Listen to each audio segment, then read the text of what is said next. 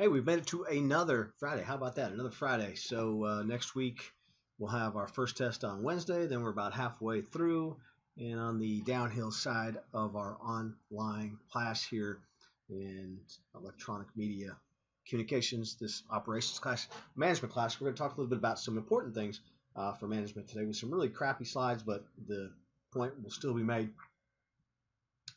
Don't have any of your grades in yet, but if you want to see where you are, so today we did another assignment, which is an online assignment of your review of Generation Like in 3 to 5 minutes. If you can, don't worry about the looks of it. Do try to make sure the video you get to me is upside right, and I can see you on the video. Again, this is just like you presenting in class, and you can send that in.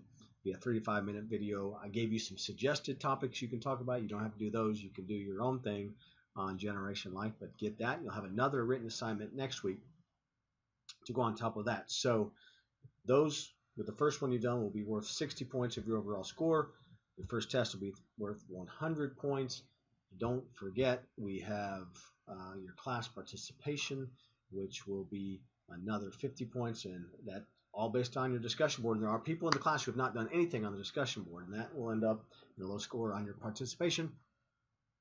And we'll have a project, which I'll assign next week, which we do at the very end of the semester, which also could be video if you want. It'll be up to you on interviewing somebody who is a manager, somebody in a management role. So we'll get to all of that.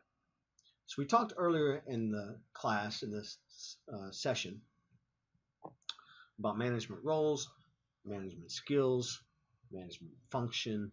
And so one of the things we talked about was leadership. And we brought it up in a case of, hey, this is just part of the deal. You've got to be a leader. But I thought we'd go through some slides today and talk about effective leadership skills, what you can do to be more effective. Some people are just naturally born leaders.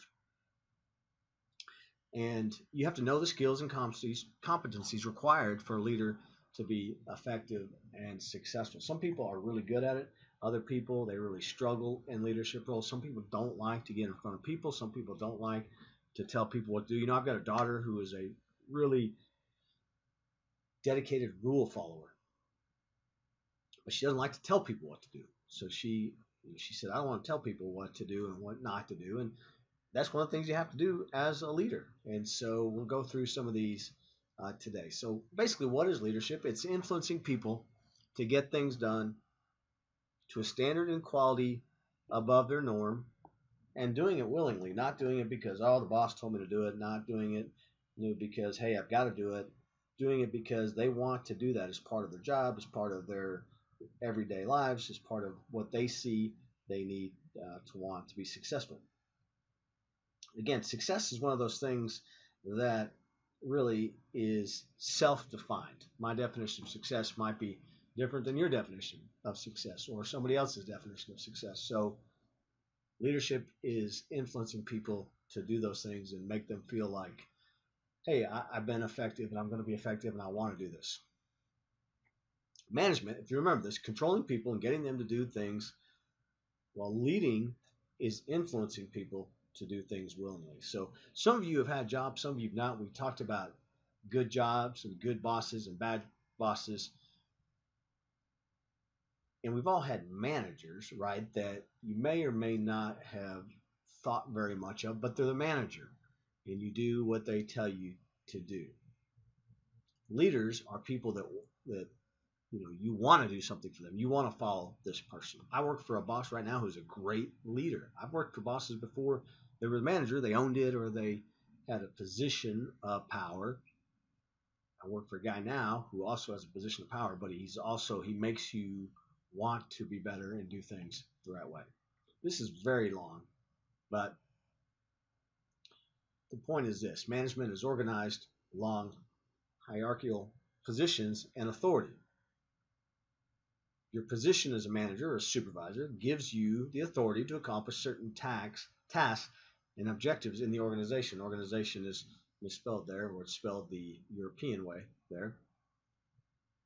But by being a manager or supervisor, it does not make you a leader.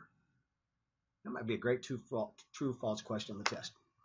You're a supervisor. Does it make you, being a supervisor makes you a leader? Doesn't. Simply makes you the boss. Leadership differs in that, again, it makes the subordinates, the people that report to you, it makes you want to achieve high goals. There's tremendous difference in the boss and a leader. Now, a lot of times the boss is a leader, and that's a great situation when you have that. It doesn't work that way a lot of times.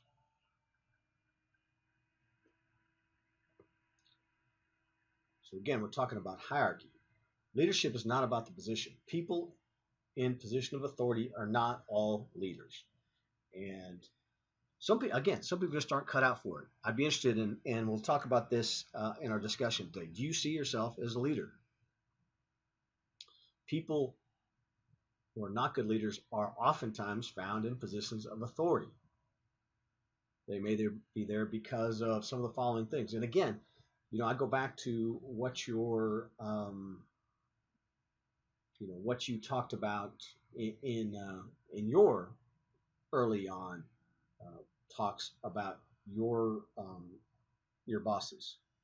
And here, there's another misspelled word. This is really bothering me on the misspelled word. So I'm gonna change those on the fly. How about that? I'm gonna change that on the fly. Um, um, Again, this is a great example of you should proof your slides before you go through them. So go back to that. So people who are not good leaders sometimes find themselves as the boss. We've had it all. We've all seen it. Some reasons might be they're the most senior. They've been there the longest. They've just worked there long in that time, and they keep getting moved up the ranks. Yeah, Joe has been here longer. Let's put him in there. And I hear that oftentimes when I give a person a bump in authority, and I'll have somebody else say, "I've been here longer than that person." It doesn't mean anything. It shouldn't mean anything. They're better politically. Some people just really good at playing the game, right, and making themselves look better. The thing is, the people you work with, your coworkers, your subordinates, they all figure that out. There are certain things that people just figure out. So if you're just good at the game, you might get moved around, but eventually that catches up with you. And the same thing here or there in good graces of the powers that be. Sometimes that might be a family situation, right? It's your dad owns the company. Your dad is the chairman of the board. Your mom is the president. Whatever. Hey, my best friend's neighbor's cousin is the boss, and I'm going to get moved up. A lot of reasons why people get moved up into positions of authority. Again, a lot of times, unfortunately, skill, leadership, competency, sometimes that's not the reason why. In a best case situation, it is. And if you've got a bad leader in positions of authority, it leads to a bad culture. And we'll talk more about culture later. So, a couple of quotes or just references I have. A skill is an acquired talent that a person develops related to a specific task. I'm really good at playing the piano. That's a skill. I'm not, but somebody might be. I am a great writer. It's acquired talent. A skill can be defined as an ability which can be developed, not necessarily inborn, which is manifested in performance, not merely potential. There's a lot of potential. I potentially am a great piano player, but I have not found that skill yet. So, skill is something that you work on. And so you say, you know what, I want to be better at this. I want to be better at this area, and I'm going to work on that. So, leadership skills are things that a leader must possess to enable him or her to influence and inspire the followers to attain desired objectives and goals, what you want them to do. Again, leadership skills are acquired through learning, observing, imitating other successful leaders. Not necessarily born leaders, but some people are just naturally born leaders. But you can learn a lot. Parenting is like this. You can learn from other parents. You can learn from your parents. You can learn from people you've seen, your neighbors that you've grown up with, and bosses are the same way. One time, a long, long, long, long time ago, I worked for a big, huge computer box store. CompUSA was the name of the store. And we were walking around on the first day as the store before the store opened, and they had uh, the mice, whatever that would be, however you say that, the multiple mouse on the wall, and they were supposed to be in order of cost. And so there's like 20 people following around the big boss from out of town, and he's going through, and he's like, oh, $4.99, $6.99, $7.99, great. How about that? Oh, $15.99, now $12.99, now $8.99. So they weren't in the order. Now instead of going, hey guys, this is the way we want this to be. We want this to be in order by price. He just takes his arm and with one sweeping motion goes down the wall and knocks them all off onto the floor. And the poor retail manager had to get basically down on his hands and knees and pick everything up. And I actually tried to go help him, and they're like, no, no, he can do all of this himself. And I learned at that time, I don't want to be that kind of a boss. Leadership skills, you learn these things through that.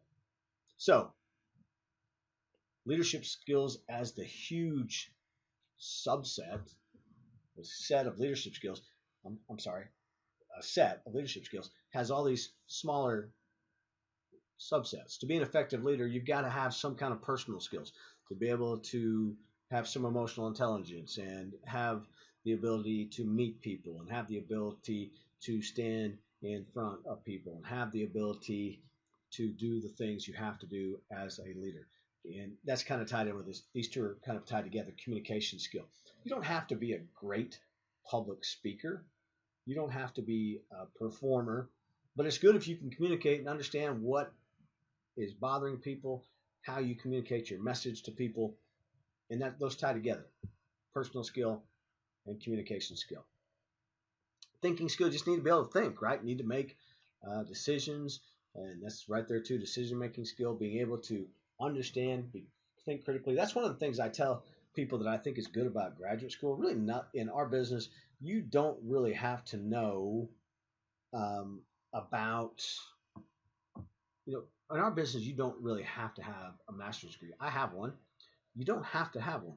But the one thing I think graduate school teaches you, is your thinking and critical thinking skills and how to, and this is basically what college teaches you for the most part, teaches you how to act and interact and make decisions and those things. And then you need to be a delegator. It's one of my hardest skills to pick up because I owned my own business for so many years, and some of you own your own business and you're used to doing everything yourself. So when I owned my own business, I did from soups to nuts. I did everything.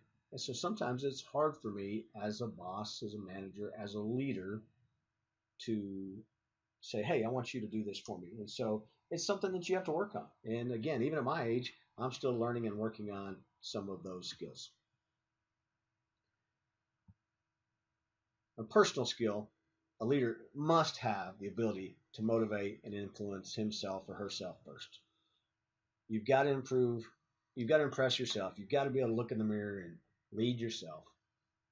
All these say he, and really they should be he or she, but most focus on self mastery, self management, self direction, self discipline.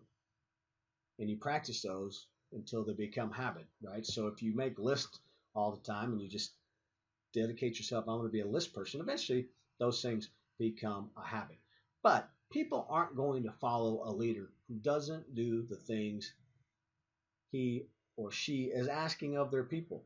That's why I'm always a big believer, even where I am now, about coming to work early, leaving late, because I sometimes need my people to, and I don't want to ask them to do something that I won't do. And it also means you've got to manage your time and you've got to manage your direction and what you want from yourself and how you want to improve. You have to have that self discipline. The thinking skill is um, a skilled leader recognizes where you want to be and how you get there. So the outcomes and the strategy to get there and the goals. He's aware of the tools it needs to accomplish the mission. He's also able to identify and understand problems, think through them, and see the big picture. I mentioned that I had a business partner, and she was as good as I've ever seen at seeing the big picture and problem solving. She was a fantastic problem solver. I could give her any situation, and she'd be able to think through that. That's a great leader. That's a skilled leader. And we mentioned this earlier. A good leader learns from experience and doesn't just go, okay, doesn't just go, that was a bad thing. You understand what it means, and you understand how this works and understand, hey, I did this and this didn't work. I did this and this worked, and you learn from that. So that's a great thinking skill. Communication skill, we mentioned this earlier. Leader should just know how to send and receive information effectively. Must be a great listener, good writing skills, good speaking skills when you're dealing with people, be able to present. And in today's world, again, that doesn't necessarily mean get up in front of 5,000 people and talk and be funny and be charming. It means be able to say, I have an idea, I want to present it, and this is how it's going to be done. That would be what I would consider a presentation skill. I mentioned this earlier, delegating skill. A leader delegates a certain amount of his power to act and make decisions. He believes in getting other people involved in empowering growth. He provides clear information and expectations. One of the things people don't like about delegating sometimes is because they see it as job security. So they see that if I give this person this responsibility and they get the credit for it, that takes away from me and what people think of me. I need to be the one that everyone is talking about. You've got to learn to delegate. The rising tide raises all boats. You make the person understand that you have to produce. The person who's getting the authority, you don't give a job to somebody that's going, I gotta hope they get it done. You give it to somebody you know is going to get the job done. I always tell my people, make me look good. Jack in our class, he works for our video people, and the video people report to me, and it's a great crew. And the good things that they do, the good things that they accomplish, make me look good. Make me better in the eyes of my bosses in authority that I report to. If you're a good delegator, you don't worry about those things. Great thing is, if you're going to delegate, offer assistance, offer opinion, get feedback, but don't control, don't micromanage. Also, a good leader is aware that he gains his leadership skills from the knowledge of others. And then, so, I've learned from lots of bosses, great things, great knowledge, different things that really make me better at my job. And I feel it's important to transfer that and hopefully that others uh, learn from that. So leave it up there. And these are very important.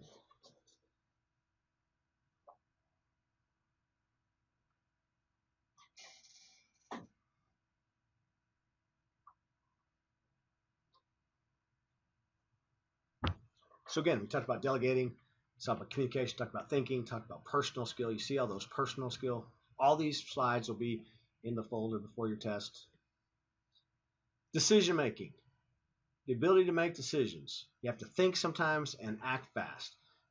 You got to be able to make the decision, even if it involves taking some risks. The right decisions, the more right decisions you make, the better he or she becomes in making more decisions. So I mentioned having to decide about playing that documentary. Was it the right decision? I don't know. I think it was. I made the decision that I thought was the right decision. You've got to have the courage and understand that some people are going to be mad. We are in an industry that people are going to be critical and criticize you. You have to just be able to say, I believe in myself, and this is what I'm going to do.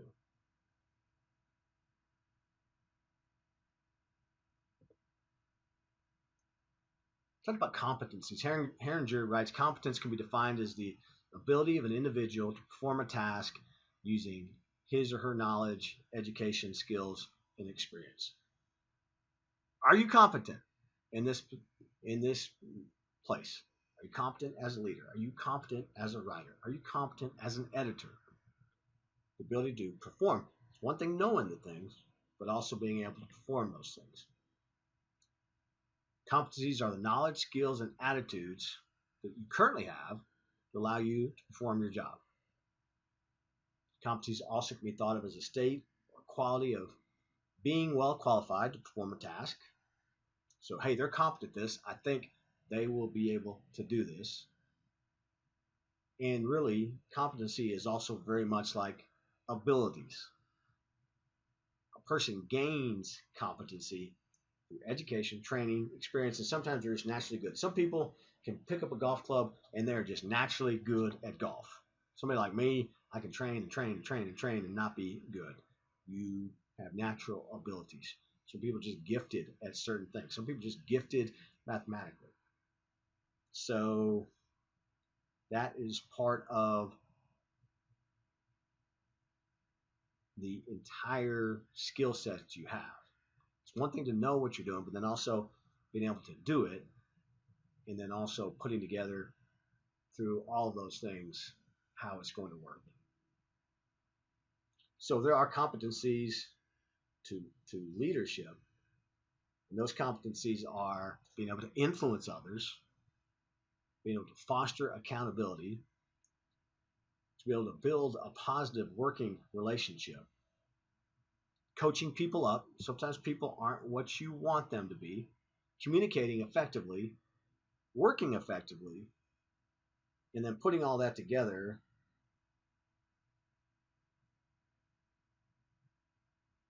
to build a high performance team. So you want to influence others. You want to tell these people, hey, you're accountable for what you're doing. You want to be able to build the working relationship. You want to say, hey, you need some help here, and I can help you on there, or I can find somebody that can help you there. Communicating that effectively, then working effectively. It's one thing to know all these things and communicate and all those things, but you have to work effectively and then build a high performance team, putting it all together. So influencing others must have the ability to get people to act in the desired way. You want to win respect from those who must be influenced and then build a mutual respect. You want to respect people as well. Give directions and expectations in the appropriate way.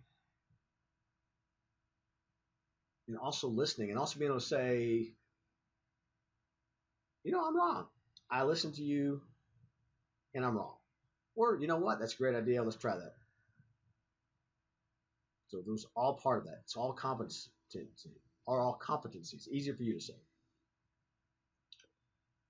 Accountability, we're all in this together. We're all committed to achieving the results. We're going to build a culture of accountability. We're going to talk a little bit about culture at the end. Models this with your behavior, showing that I'm in this as well. If I don't want you screwing around, reading the internet all day at work, I don't do those things. If I expect you to work through lunch, I'm going to work through lunch. It's great communication. And then you hold each other accountable. If you got a good team, they're taking accountability, responsibility for their area.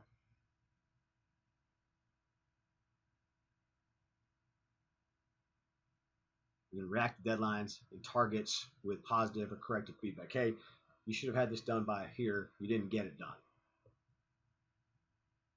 A leader actively builds a network of positive working relationships, both not only in your department, but also externally.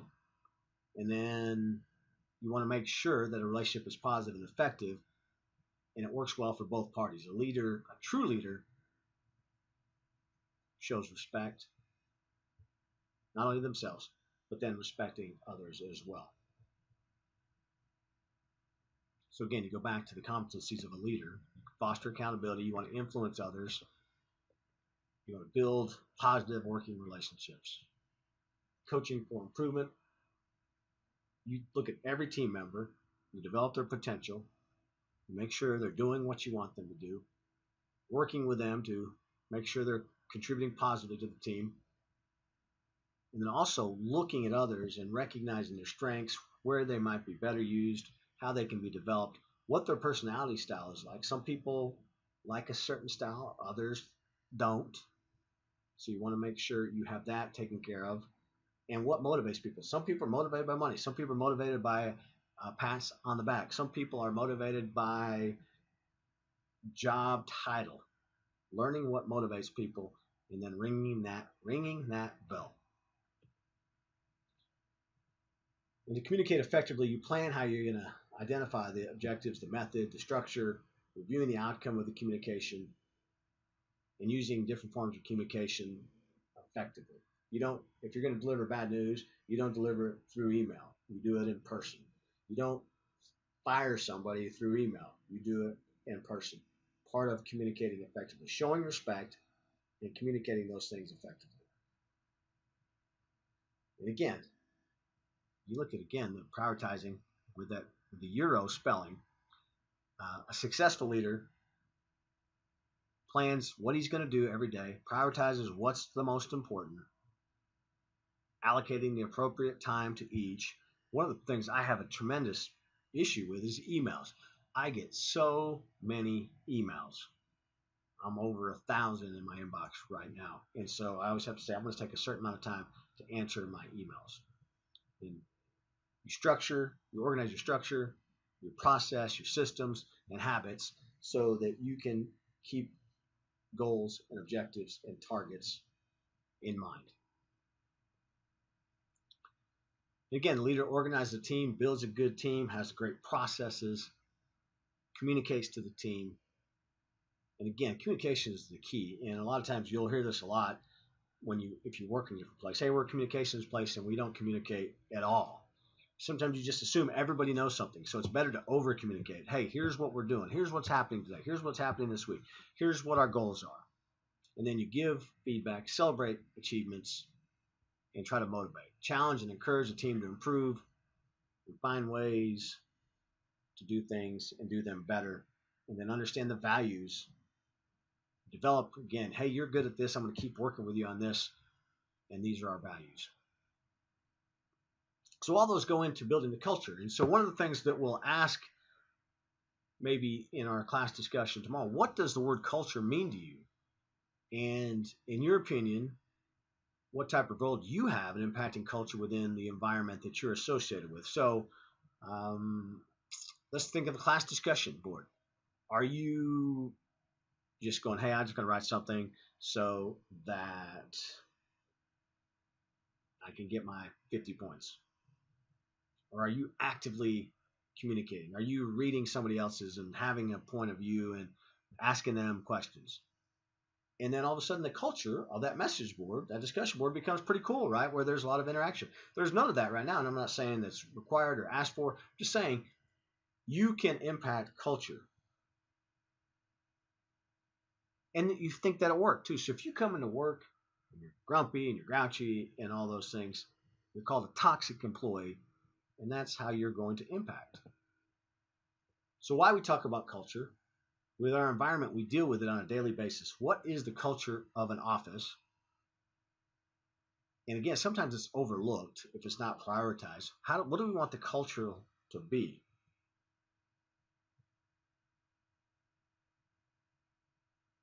Know what your culture is and become part of the solution if it's a bad culture. And as you grow and you go up the ladder, the influence of culture takes on a more urgent responsibility. I can have a lot to do with our culture here based on my mood, based on how I treat people. But regardless of your position, everyone plays a vital role in building and sustaining a championship culture every day. And again, there's a great saying, you're either coaching it or allowing it to happen. So if you're a manager and you're seeing somebody keep doing the same thing day in and day out, you either let them keep doing it or you do something to change it. If they don't change and you didn't say anything to them, that's really not anybody's fault but yours. So that's it for leadership. You've got to be a good leader. There's more to the world than just being a boss, right? It's great to be a boss, but you also want to be a leader. I know a lot of you, I've already talked to some of you, a lot of you already have those great skills. Go to the discussion board, do your Generation Like video, have a great, safe weekend. Be back on Monday because everyone has people who want to see them come back and be happy and healthy. And let's be ready for our test on Wednesday. And again, I'll put all these slides out there on the message board.